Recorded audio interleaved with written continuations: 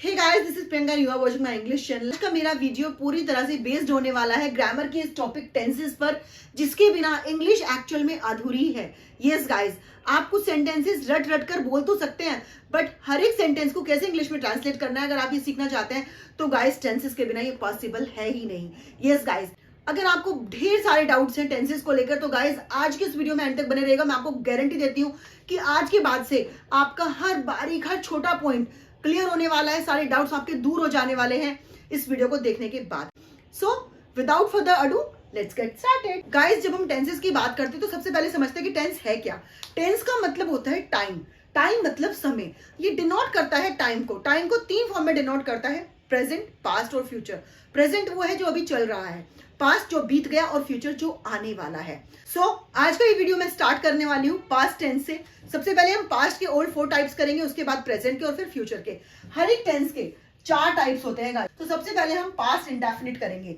Past indefinite या फिर simple past दोनों एक के ही नाम है। यस गाइस, सो कुछ लोग इसको सिंपल पास्ट बुलाते हैं, कुछ लोग इसको पास्ट इंडेफिनिट बुलाते हैं। देखिए, सबसे पहले हम बात करते हैं पहचान की। कैसे पहचानेंगे कि ये पास्ट टेंस है, या कैसे पहचानेंगे कि जो बात हम बोलने वाले हैं वो कौन से टेंस में बोलनी चाहिए। तो गाइस, जब आपका हिंदी का सेंटेंस जो है ना वो एंड करता हो ती, थी, ता, था, ते, थे, या फिर आ ई ए कैसे, मैं वहां गया, लास्ट में साउंड आई आपको किसकी, आ की। वह पार्क गया, लास्ट में साउंड आई आपको आ की। वह वहां गई, ई की साउंड आई। वे वहां गए, ए की साउंड आई।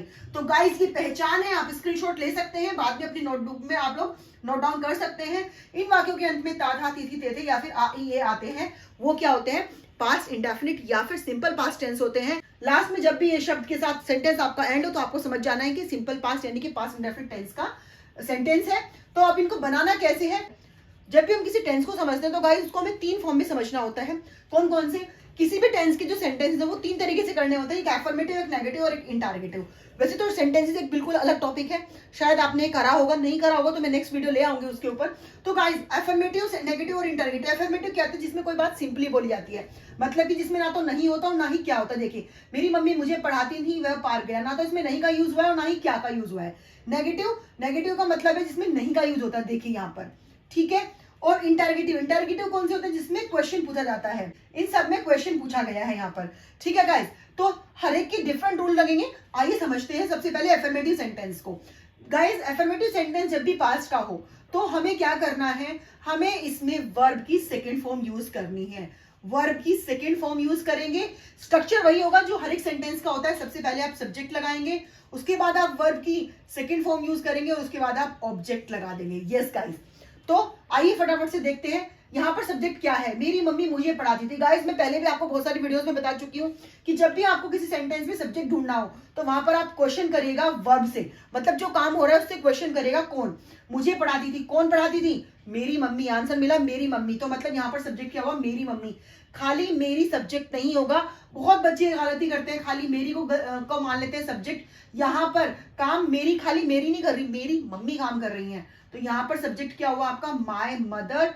उसके बाद मैंने कहा आपसे वर्ब की सेकंड फॉर्म। वर्ब क्या है, काम क्या हो रहा है। अब आपको क्वेश्चन करना है सब्जेक्ट से वर्ब ढूंढने के लिए। मेरी मम्मी क्या करती थी, जब आपने क्वेश्चन किया सब्जेक्ट से मेरी मम्मी से तो आपको आंसर मिला पढ़ाती थी। तो पढ़ाना क्या हुआ यहाँ पर, ये हुआ आपकी वर्ब। तो क्या होगा, माय मदर पढ़ाना। पढ़ाने को इंग्लिश में कहते हैं टीच, और टीच का सेकंड फॉर्म होता है taught, TAUGHT, taught. My mother taught, किसको, मुझे। मुझे के लिए इंग्लिश क्या यूज कर देंगे आप, मी। तो मी क्या है यहाँ पर, ऑब्जेक्ट है, ठीक है। My mother taught me. वह पार्क गया, यहाँ पर सब्जेक्ट, काम कौन कर रहा है, पार्क कौन गया, वह। सब्जेक्ट मिल गया हमें ही।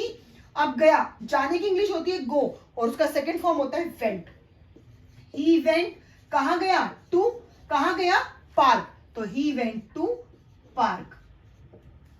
अब आइए फटाफट से देख लेते हैं नेगेटिव। देखिए गाइस, अगेन स्ट्रक्चर वही होगा। सबसे पहले सब्जेक्ट का यूज करेंगे, उसके बाद गाइस नेगेटिव में नोट से पहले हमें कोई ना कोई हेल्पिंग वर्ब जरूर चाहिएगी। तो गाइस, मैं आपको बता दूं, पास्ट टेंस की हेल्पिंग वर्ब होती है डिड।